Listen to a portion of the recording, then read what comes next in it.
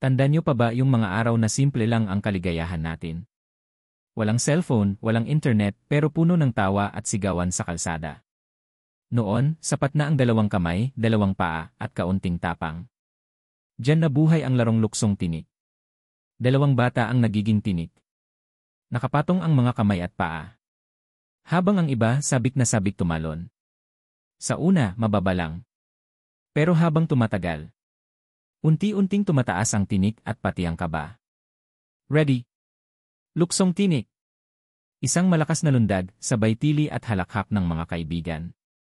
Kapag natamaan, tawa lang muna tapos ulit. Walang gadgets, walang social media. Ang meron lang araw, alikabok at samahan. Dito natin natutunan ang tiyaga, ang tapang. At ang saya ng tagumpay sa simpleng lundag. Ngayon, bihira na nating makita ang mga batang naglalaro sa kalye.